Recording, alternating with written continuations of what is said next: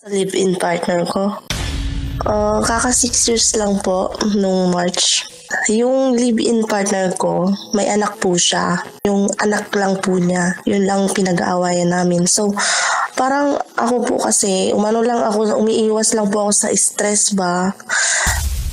Lagi naman pag nag-away kan po niyan, nagda-download po ako ng apps talaga. Tapos parang doon ko binubuhos po yung ko, nakakakilala ko, nagiging jowa ko, ganun.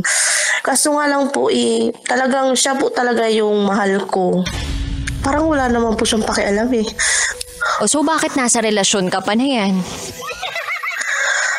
Hindi naman po kasi siya seloso eh. Basta ang importante lang sa kanya yung nasa kanya pa rin ako. Yung ganun lang po. Never nga pong nag-check yan ng mga Facebook ko, ganun, messenger ko. Hindi po niya ginagawa yun. Ang sinasabi niya sa akin, wag lang akong papahuli. Nung nag-away tayo, nakipag-iwalay ako sa'yo, nag-download ako ng apps, may nakilala ako, doon naging kami. Wala lang po sa kanya, no comment. Parang nakukonsensya rin po ako sa lalaki na nakaka-chat ko. Kasi minsan po, nahuhulog po talaga sila. Saka ito nga pong huli na to mabait po siya Saka binata po siya, ganyan. Sa isip ko po kasi kung itutuloy ko yung relasyon ko sa kanya, ano na naman ang iisipin sa akin ng mga tao ba? Sabihin nila, ibang lalaki na naman, ganun. Kaya, yun po kasi yung nakakapag sa akin, yung chismis po ba? Marami din po nagpapayo sa akin na kung gusto mo pa ng stress, bumalik ka.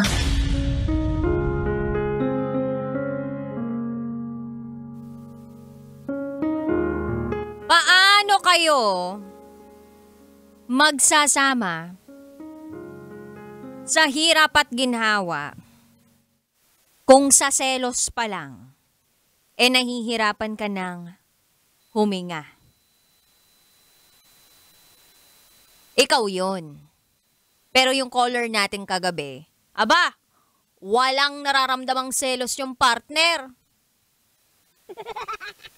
Okay lang naman sa kanya na gawin yung mga kung ano-anong pagchat-chat sa kung sino-sino. Basta wag lang papahuli. Ay. Payag ka ba sa ganun kabisyo? Ikaw nga pa gym-gym ka pa eh. Pero nung nakita mo may kachat siyang iba, boom, nanghina ka. Dahil sa selos. Sinong seloso at selosa dyan? Talaga? Selosa kayo.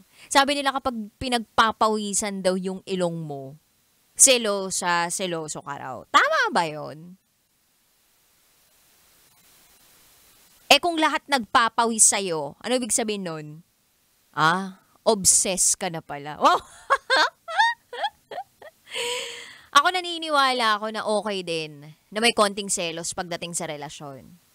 Kasi, it only goes to show na may konting pakialam sa iyo yung partner mo. Pag wala talagang kabahid-bahid ng selos yung isang tao, parang medyo kabahan ka. Lalong-lalo na kung yung linyahan, basta wag ka lang papahuli. So, ibig sabihin, dito sa taong to, okay lang sa kanya kahit anong gawin mo. Kahit na marami kang kachat, kahit marami kang boyfriend, basta, at the end of the day, ikaw lang.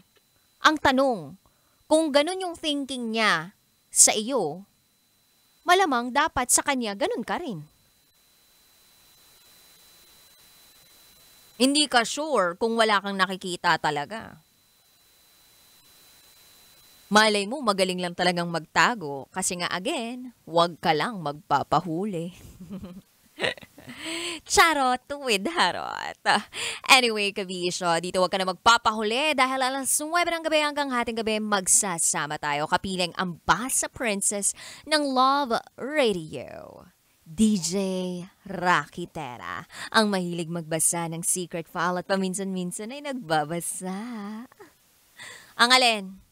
Ang kilikili. At ngayong gabi samahan mo ko sa isa na namang pag-siwalat ng sikreto ng ating kabisyo. Ito na po ang patikim ng DJ Rocky's Secret Files.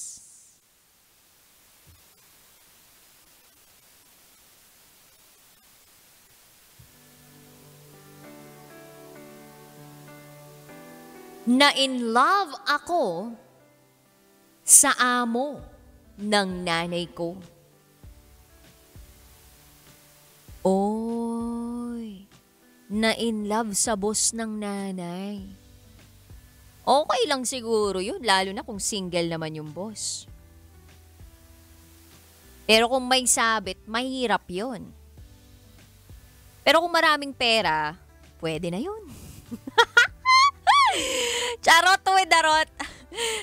In Mommy Grace's words, okay na to. Ay nako. Anyway, kabisyo, abangan mo yan sa aking pagbabalik. Kapiling ang Basa Princess ng Love Radio, DJ Rakitera. At ikay nakatutok sa 90.7 Love Radio. Kailangan pa bang i-memorize yan? Basic. Up next is DJ Rocky's Secret Files. Sinira ng tatay ko ang pagkababae ko. Siya!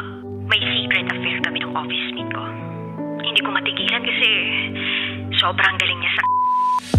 Rocky's Secret Files. Secret Files. It's the kind of bleep you never knew existed. Kunwari inosente pero boy naman pala. Rocky's Secret Files. Secret Files.